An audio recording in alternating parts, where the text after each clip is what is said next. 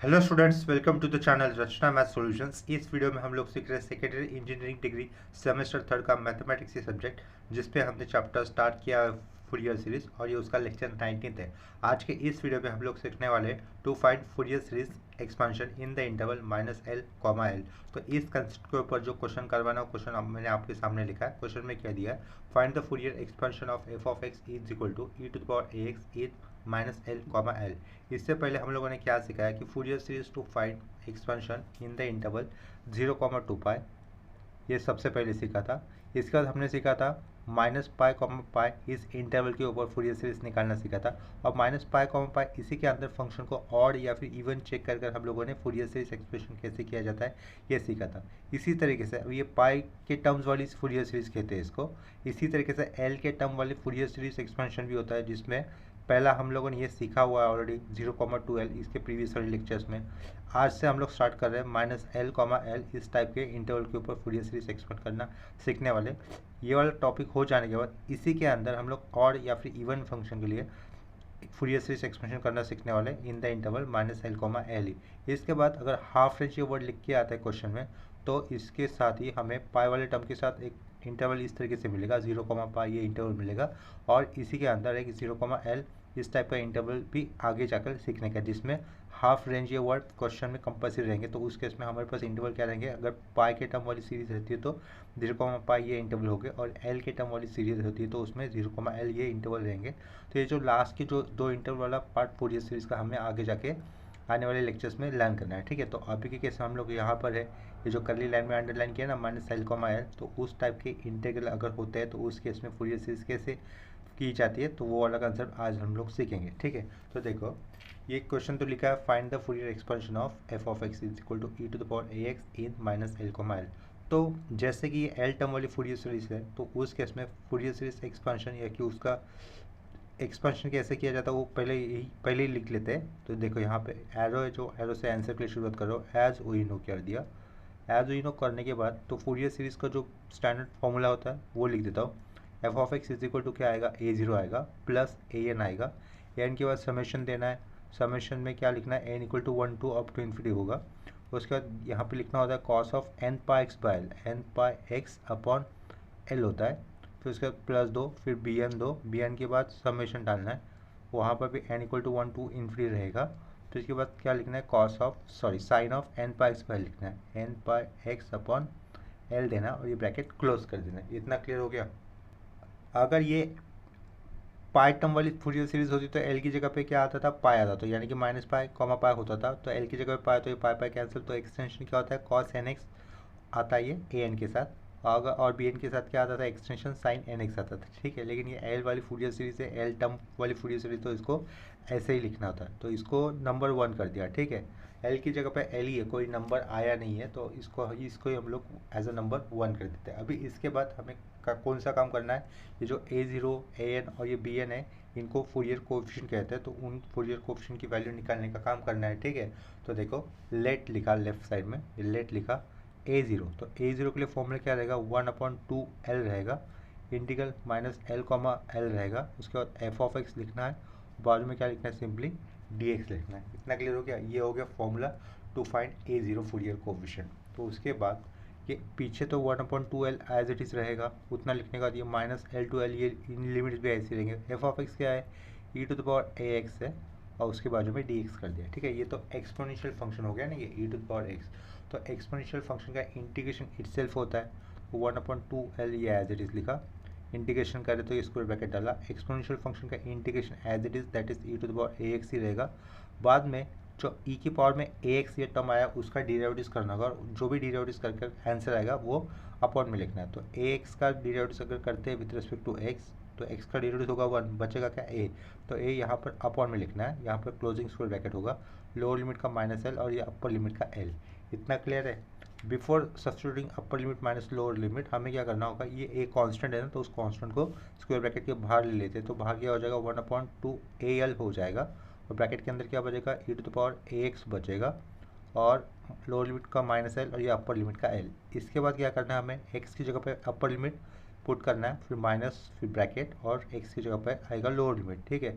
ये 1/2al तो लिखा, ब्रैकेट के अंदर पहले x की जगह पे upper limit that is l put करेंगे तो कैसे दिखाई देगा, ये e to the power a l होगा minus e to the power minus a l हो जाएगा। लोअर लिमिट पुट कर दिया ना, और ये माइनस के बाद ब्रैकेट क्यों नहीं दिया, क्योंकि एक ही टर्म है, तो माइनस के बाद अगर एक ही टर्म आ रहा है तो ब्रैकेट देने की जरूरत नहीं है, तो यहाँ पर ये closing square bracket. Next term में क्या कर सकते हैं, ये 1/al लिख दिया सिंपली, जो अपॉन का 2 है उसको ब्रैकेट के अंदर पुट कर देते तो कैसा हो जाएगा वो e to the power al minus e to the power minus al upon का 2 ब्रैकेट के अंदर यहाँ पर लिख दिया। ठीक है, ये राउंड ब्रैकेट क्लोज।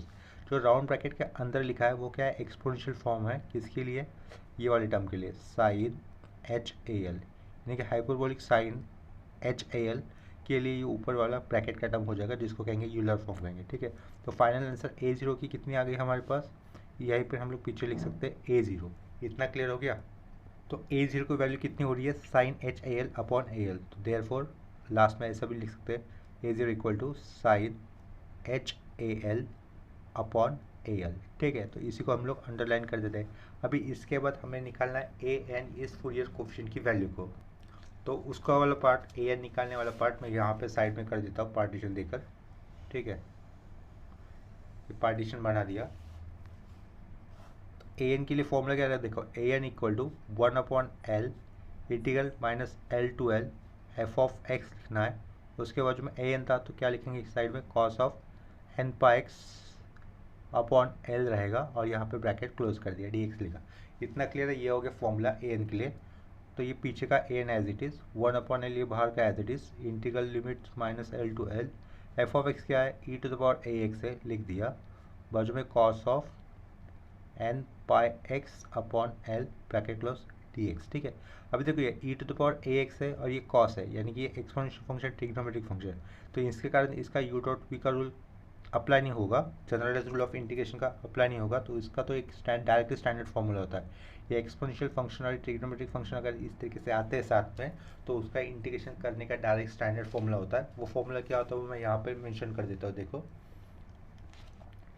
फॉर्मूला इस तरीके से है, integral E to the power A X cos B x लिखा, डी एक्स लिखा, इक्वल टू, तो इसका फॉर्मूला क्या हो जाता है, E to the power A X ही रहेगा अपॉन में A square plus B square bracket के अंदर कॉस से, ये कॉस बी एक्स है ना, तो पहला टर्म क्या आएगा, कॉस ही आएगा, लेकिन उसके पहले ए देना पड़ता है, ए लिखा, कॉस बी एक्स लिखा, कॉस से तो यहाँ पे प्लस आएगा, plus b sine b x, और ये राउंड ब्रैकेट क्लोज।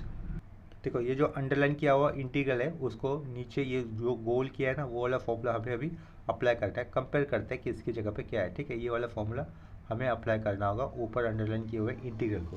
ये इक्वल टू दिया है, इंटीग्रल यहाँ पर भी इंटीग्रल है, E to the power A X है, तो यहाँ पर भी क्या है, E to the power A X है, यानी कि एक्स के साथ ए आया तो यहाँ पर भी एक्स के साथ ए आया, तो ए की जगह पर ए ही है।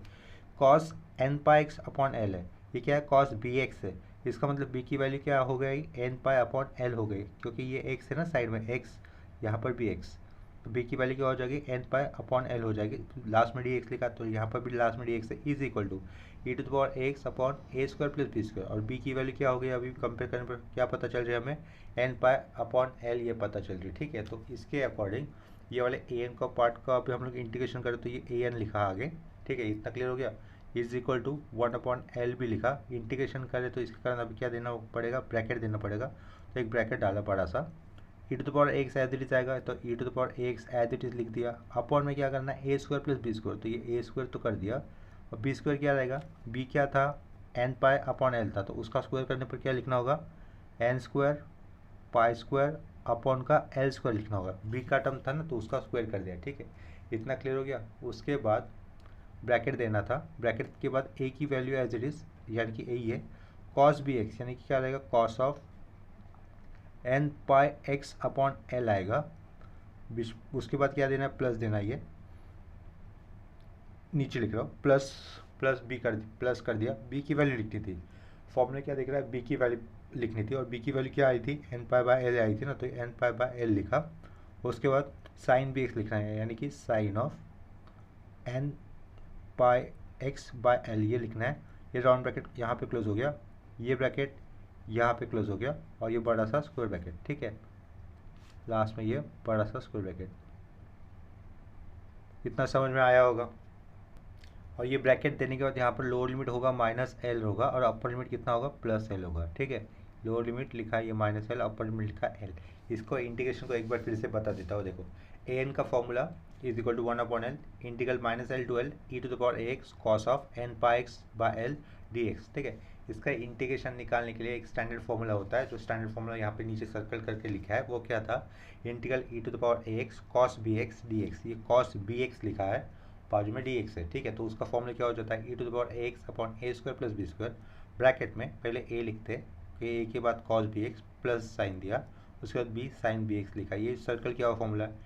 इस सर्कल किए हुए स्टैंडर्ड फॉर्मूला को ऊपर वाले क्वेश्चन के साथ कंपेयर करने पर क्या पता चलेगा, e⁻x पहला टर्म तो है एज इट इज़, एक ही जगह पे a आया है, बाजू में क्या है cos bx होता है, तो cos bx की जगह पे हमारे पास क्वेश्चन में क्या है cos ऑफ n πx/l है, यानी कि x के साथ जो भी आता है वो b कह रहा हूँ ना मैं, यहाँ पर b क्या हो जाएगा n π/l हो जाएगा, राइट। आगे का dx एज इट इज़ है, तो उसके कारण देखो अपर में क्या है b² और b क्या था n π/l था, तो इसके कारण फॉर्मूले में क्या यूज़ किया e⁻x as it is a² + b², तो ये b² हो गया, bracket a as it is cos bx लिखा है, cos bx प्लस b की वैल्यू n π/l और साइन ऑफ bx यानी कि n πx/l, ब्रैकेट क्लोज कर दिया बड़ा वाला, ये माइनस लिमिट -l और ये +l अपर लिमिट, ठीक है।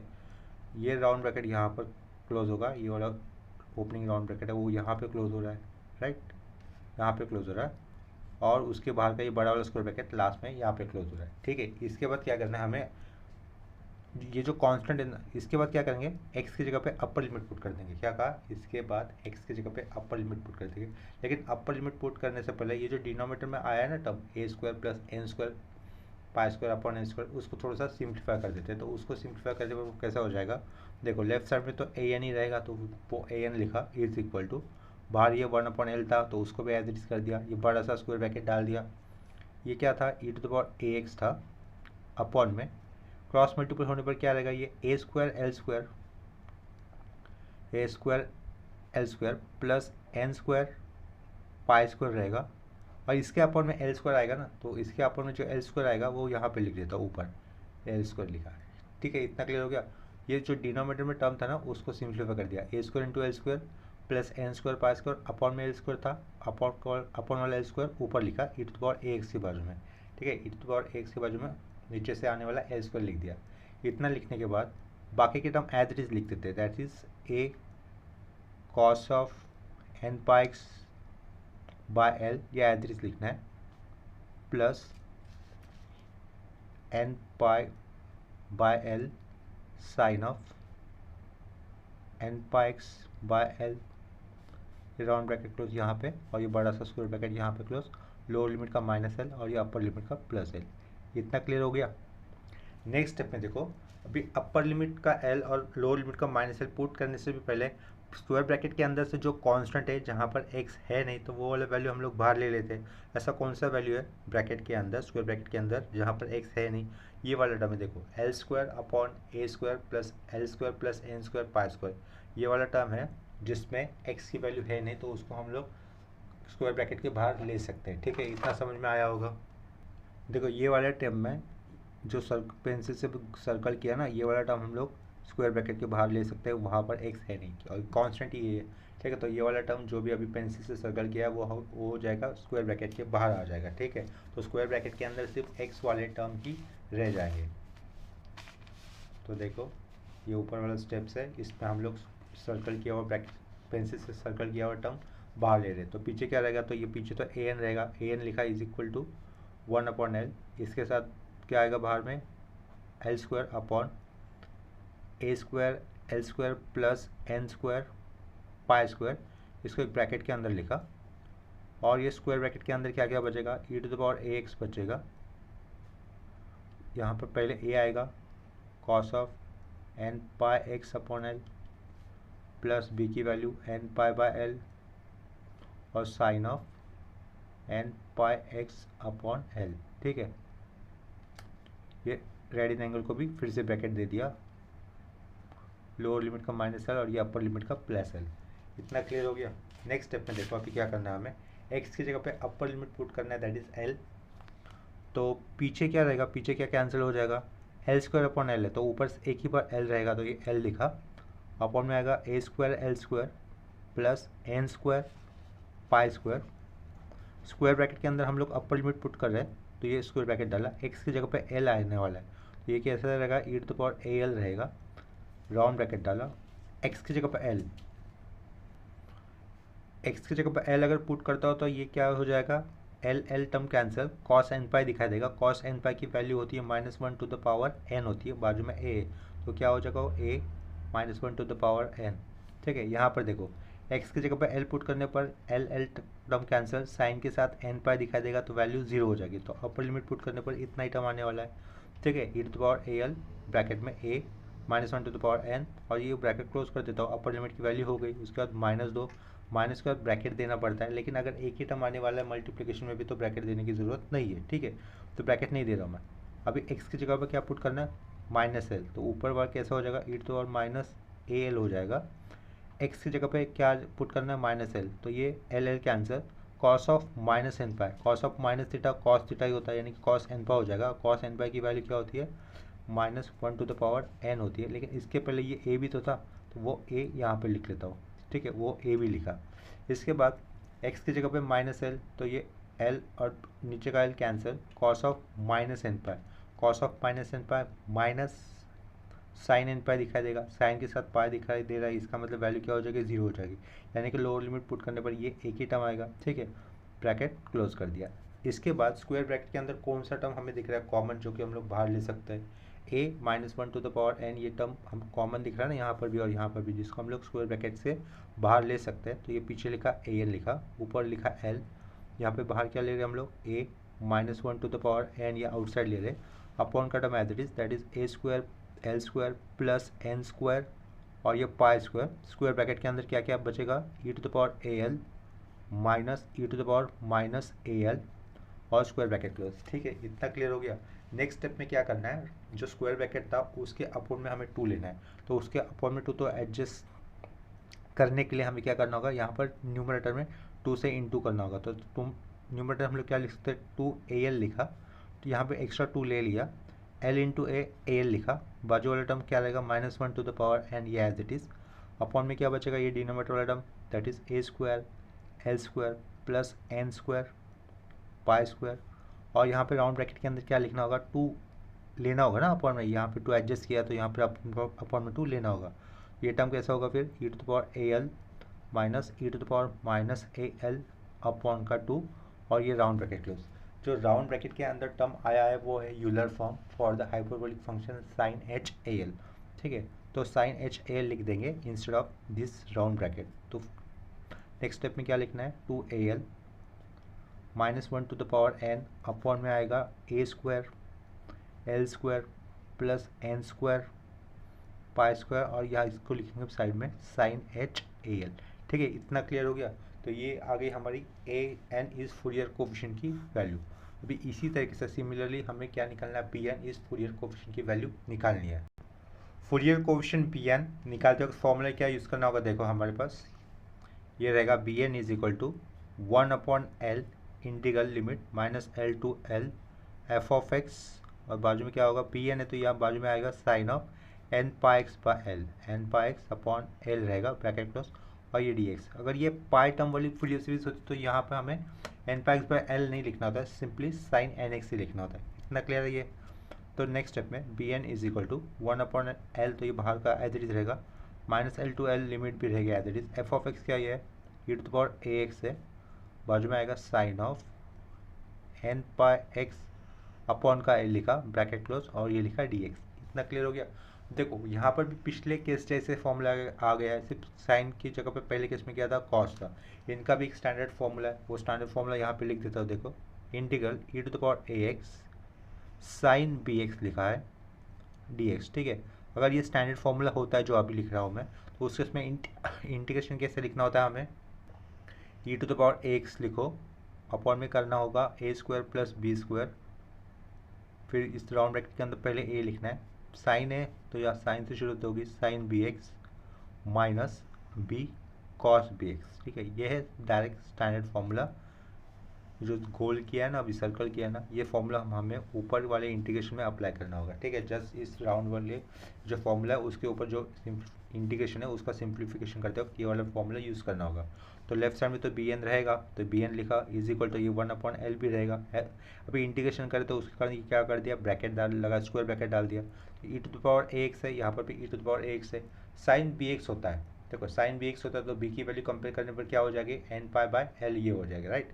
तो ये पहला वाले टर्म में क्या हो जाएगा, पहला वाला part as it is e to the power ax, नीचे क्या करना है a² प्लस बी स्क्वायर करना है। बी क्या था, n π/L, तो उसका स्क्वायर करने पर क्या रहेगा, n² π² L² रहेगा। उसके बाद एक opening round bracket a as it is sine bx यानी कि साइन ऑफ n πx/L लिखना है, ब्रैकेट क्लोज, माइनस दिया b की वैल्यू क्या लिखेंगे हम लोग, n π/L लिखेंगे, बाजू में कॉस ऑफ bx यानी क्या रहेगा n πx/L, ये राउंड ब्रैकेट क्लोज, ये बड़ा सा राउंड ब्रैकेट क्लोज यहाँ पर, ये बड़ा सा स्क्वायर ब्रैकेट यहाँ पे क्लोज, -L to L। इतना क्लियर हो गया। नेक्स्ट स्टेप में देखो, नेक्स्ट स्टेप में क्या करेंगे, ये जो डिनोमिनेटर में क्या दिख रहा है, a² प्लस n² π² है ना, तो इसको क्रॉस मल्टीपल करने पर क्या रहेगा, जो भी आएगा वो स्क्वायर ब्रैकेट के अंदर ही लिखना है फिलहाल। तो देखो ये a² × L² plus n² π² upon का L² हम लोग ऊपर लिख देंगे e to the power ax के बाजू में, तो e to the power ax लिखा, अपॉन का L² उसके साइड में लिख दिया पहले ही, नीचे क्रॉस मल्टीपल करने पर आया हुआ term that is a² L² plus n² π², और बाकी का टर्म एज इट इज लिख देना है, राइट। तो ये ओपनिंग राउंड ब्रैकेट, उसके बाजू में क्या क्या लिखना है, a sine of n πx/L minus n π/L और cosine of n πx/L, n πx upon का ये L है, राइट। राउंड ब्रैकेट क्लोज, ये राउंड ब्रैकेट यहाँ पर closing square bracket, lower limit का -L, अपर लिमिट का +L। इतना क्लियर है। नेक्स्ट स्टेप में क्या करेंगे, देखो ये जो पेंसिल से सर्कल कर रहे हो ना, ये कांस्टेंट है, जिसको हम लोग स्क्वायर ब्रैकेट के बाहर ले सकते हैं, क्योंकि यहाँ पर अपर लिमिट और लोअर लिमिट टर्म का कोई यूज़ ही नहीं होगा, क्योंकि यहाँ पर x आया ही नहीं है, ठीक है। तो ये जो पेंसिल से सर्कल किया है वो है कांस्टेंट, जिसको हम लोग स्क्वायर ब्रैकेट के बाहर ले सकते हैं, ठीक है। तो वो कैसे रहेगा, जो बाहर का 1/L, अभी बाहर लिया हुआ term that is L² upon में a² L² प्लस n² और ये π², जिसको एक राउंड ब्रैकेट के अंदर लिख देता हूँ।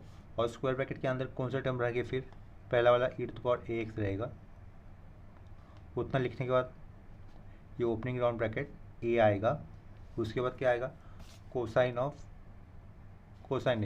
है, sine of n πx/L minus n π/L cos of n πx/L, n πx/L, ये राउंड ब्रैकेट क्लोज, यहाँ पर होगा स्क्वायर ब्रैकेट, लोअर लिमिट का -L और ये अपर लिमिट का +L। इतना क्लियर है। नेक्स्ट स्टेप में देखो, ये L² है, यहाँ पे अपॉन में L है, तो एक L कैंसिल हो जाएगा, ऊपर क्या रहेगा, न्यूमरेटर में सिर्फ L रहेगा, अपॉन वाला टर्म एज इट इज़। और इसके बाद राइट साइड में x की जगह पे हमें क्या पुट करना है, अपर लिमिट भी पुट करना है, दैट इज़ L पुट करना है। लेफ्ट साइड में क्या रहेगा, bn तो एज इट इज रहेगा, तो उसको एज इट इज लिख दिया bn, L²/L, तो ऊपर एक L बचेगा, L लिखा, अपॉन वाला term as it is that is a² L² plus n² π², square bracket के अंदर पहले अपर लिमिट पुट कर रहे हैं हम लोग, तो e to the power AL आएगा, e to the power AL आएगा, ब्रैकेट डाला, a आएगा, x की जगह पे l जाएगा, l कैंसिल, साइन के साथ n π, साइन n π की वैल्यू क्या हो जाएगी, 0 हो जाएगी, राइट। तो वो वाला टर्म आएगा ही नहीं, तो ये a के साथ 0 आ रहा है, तो ये टर्म नहीं आ रहा है। उसके बाद x की जगह पे आएगा l गेट कैंसिल, क्या बचेगा, cos n π की वैल्यू होती है -1 टू द पावर n होती है, बाजू में ये माइनस है ना, तो -n π/L रहेगा, साथ में -1 टू द पावर n आएगा, राइट। तो ये a तो नहीं आ रहा है, तो माइनस कर दिया, -n/l, इसके साथ क्या रहेगा, -1 टू द पावर n रहेगा, ये हो गया upper limit, e to the power l bracket में यही टर्म आएगा, ठीक है, -n/l -1 to the power n, उसको एक राउंड ब्रैकेट में लिख दिया, ये हो गया पहला हमारा अपर लिमिट, ठीक है। उसके बाद -2, माइनस के बाद ब्रैकेट देना चाहिए, लेकिन एक ही टर्म है तो ब्रैकेट देने की ज़रूरत नहीं, राइट। अभी x की जगह पे क्या आने वाला है, लोअर लिमिट का -L आने वाला है, तो ये e to the power -AL लिखा इस राउंड ब्रैकेट में, x की जगह पे -L, तो L और ये -L कैंसिल, तो तो क्या बचेगा, sine of minus N pi, sine of minus N pi यानी कि minus sine N pi, sine के साथ एन पाई आता है तो वैल्यू जीरो हो जाएगी, ठीक है। तो ये टर्म जीरो हो जाएगा। एक्स की जगह पे माइनस एल अपॉन का l cancel, cos of minus N pi, cos of minus theta क्या होता है, कॉस थीटा होता है, यानी कि अल्टीमेटली क्या होगा, कॉस एन पाई होगा। कॉस एन पाई की वैल्यू होगी -1 टू द पावर एन होगी, राइट। और ये पहला वाला टर्म क्या होगा, minus N pi by l लेना है, तो वो माइनस लिखा, एन पाई बाय एल लिखा, उसके बाद में क्या रहेगा, -1 टू द पावर एन आएगा। ये राउंड ब्रैकेट क्लोज यहाँ पे और यहाँ पर क्लोजिंग स्क्वायर ब्रैकेट, ठीक है। नेक्स्ट स्टेप में देखो, ये वाला राउंड ब्रैकेट देखना और ये वाला भी राउंड ब्रैकेट देखना, सेम ही है, तो उस राउंड ब्रैकेट का हम लोग कंप्लीटली स्क्वायर ब्रैकेट के बाहर ले सकते हैं, ठीक है। तो ये एल लिखा, अपॉन में कर दिया A square L square plus N square और ये पाई स्क्वायर।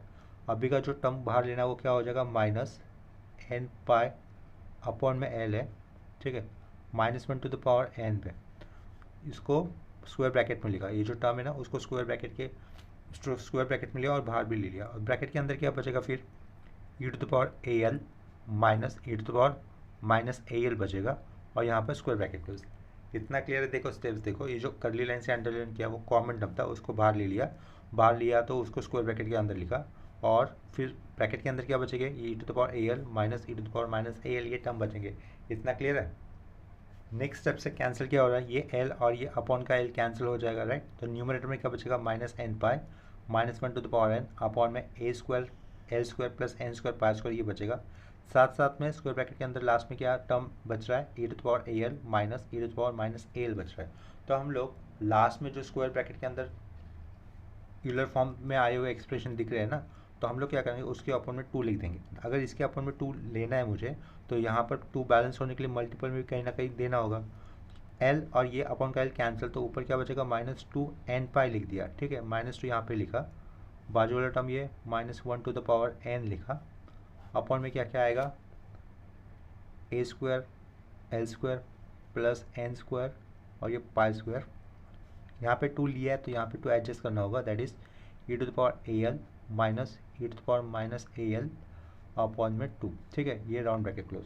तो राउंड ब्रैकेट के अंदर जो भी टर्म दिख रहा है that is the Euler form for the hyperbolic function sine H A L, ठीक है।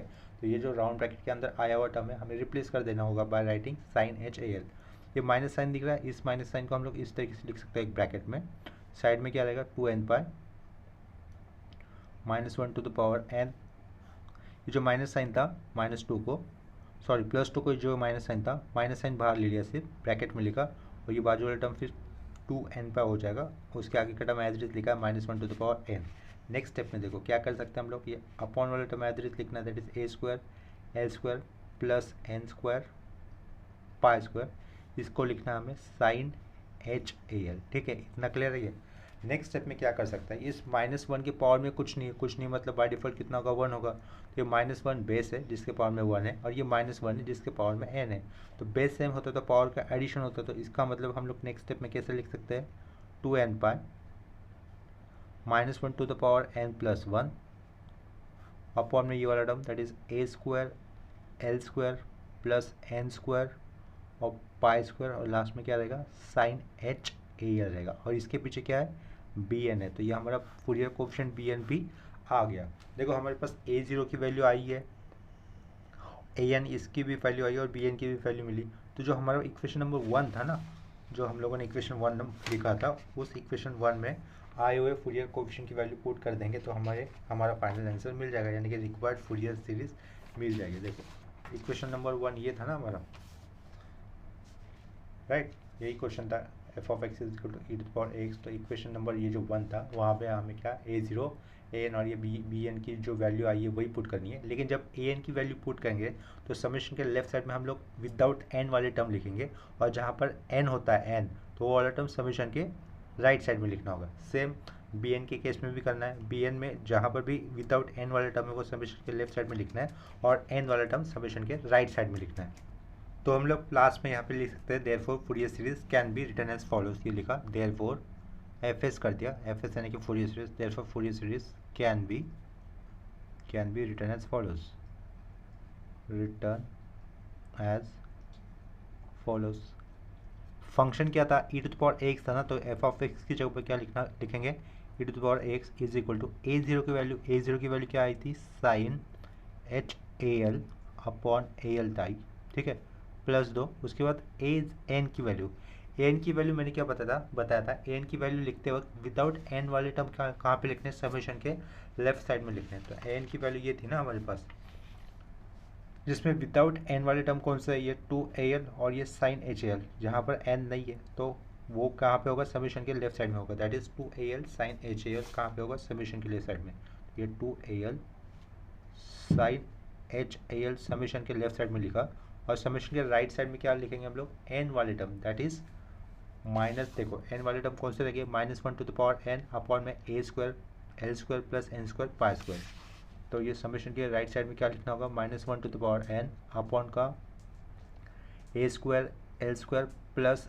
एन स्क्वायर पाई स्क्वायर, इसके साथ क्या रहेगा, extension cos of N pi x upon L आएगा, राइट, ब्रैकेट क्लोज, और समेशन में यहाँ पे क्या लिख सकते हैं हम लोग, N equal to 1 to up to infinity, ठीक है। इसके बाद अभी बी एन का टर्म लिखते वक्त भी समेशन के लेफ्ट साइड में क्या है, विदाउट एन वाले टर्म लिखने, बी एन क्या था, देखो बी एन ऊपर आया हुआ है ना हमारे पास ये, तो विदाउट एन वाले टर्म कौन सा है, 2 pi sine H A L, जिसको लेना है समेशन के पहले लिखना है, तो प्लस लिखा 2 pi sine H A l लिखा, समेशन डाला, n equal to 1 to up to infinity होने वाला है, और एन वाले टर्म क्या रहेगा, वो एन लिखा -1 to the power N plus 1 upon में आएगा A square L square plus N square pi square, A square L square plus N square pi square, और एक्सटेंशन क्या देना है लास्ट में, sine of N pi x by L रहेगा, N pi x upon का L, right, और ये last में ब्रैकेट क्लोज कर दिया। ये जो लास्ट में हमने लिखा है that is our required Fourier series, ठीक है, for the interval -l to l, last में हम लोग लिख सकते हैं this is required Fourier series, this is required Fourier series, ठीक है। तो आज के इस कंसेप्ट में, मतलब आज के इस लेक्चर में हम लोगों ने सिर्फ एक ही कंसेप्ट से किया, to find Fourier series in the expansion -l, इस इंटरवल के अंदर ही इवन और ऑड फंक्शन को चेक करने पर भी उसको शॉर्टकट फॉर्मूला हो जाता है फूरियर सीरीज को एक्सपांड करने वाला, यानी कि अगर फंक्शन इवन रहेगा तो उसके उसमें a0 और an की वैल्यू 0 हो जाएगी, सिर्फ bn ही निकालेंगे, और जब अगर फंक्शन ऑड होता है तो उसके इसमें bn की वैल्यू 0 हो जाएगी, सिर्फ a0 और an ही निकालेंगे, यानी कि फंक्शन का आधा काम हमारा आसान हो जाता है। अगर इंटरवल -l to l है और उसके अंदर आने वाले फंक्शन को अगर हम लोग चेक कर पाते हैं whether the given function is odd या फिर इवन, अगर ऑड या फिर इवन की कंडीशन अप्लाई ना करने पर फंक्शन पता नहीं चल पा रहा कि किस नेचर का है, इवन या फिर ऑड, तो उस केस में अभी जैसे सॉल्व किया उसी तरीके से प्रोसीजर हमें करना होता है, ठीक है।